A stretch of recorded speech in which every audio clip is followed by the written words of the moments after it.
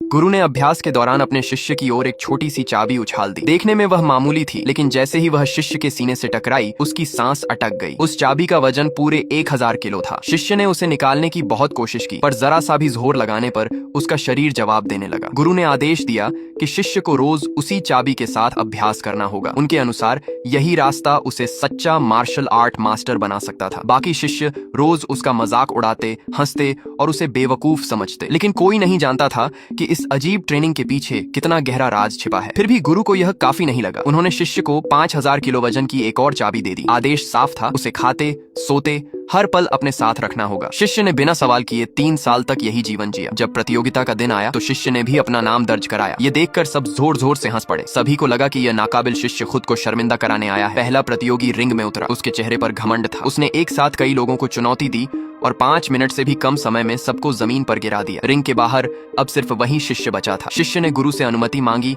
कि वह अपनी भारी चाबी हटा सके, लेकिन गुरु ने शांत स्वर में कहा, जब अगरबत्ती पूरी तरह जल जाएगी तभी। मजबूर होकर शिष्य भारी चाबी के साथ ही रिंग में उतरा। मुकाबला शुरू हुआ। वह बार बार जमीन पर गिराया गया। दर्शक हंसते रहे, कुछ तो उसे रिंग से बाहर धकेलने लगे। फिर भी शिष्य ने हार नहीं मानी। वह उठता रहा और दोबारा हमला करता रहा। प्रतिद्वंद्वी ने उसके हर वार को आसानी से रोक लिया। एक झटके में उसने शिष्य का हाथ भी तोड़ दिया और फिर उसे हवा में घुमाकर जमीन पर पटक दिया। तभी अगरबत्ती की आखिरी लौ बुझ गई। शिष्य ने कांपते हाथों से वह चाबी उतार दी, 5000 किलो वजन की। वह भावुक हो गया। प्रतिद्वंद्वी जोर से हंसा, यह सोचकर कि अब यह पूरी तरह खत्म हो चुका है, लेकिन शिष्य ने कोई जवाब नहीं दिया। उसने बस अपनी आंखें बंद कर लीं। अगले ही पल जैसे ही प्रतिद्वंद्वी ने हमला किया, शिष्य ने वही तकनीक इस्तेमाल की जिसे वह इतने सालों से अनजाने में सीख रहा था। सिर्फ एक साधारण पंच और प्रतिद्वंद्वी 80 मीटर दूर जाकर गिरा। उसी क्षण शिष्य को गुरु की ट्रेनिंग का असली मतलब समझ आ गया।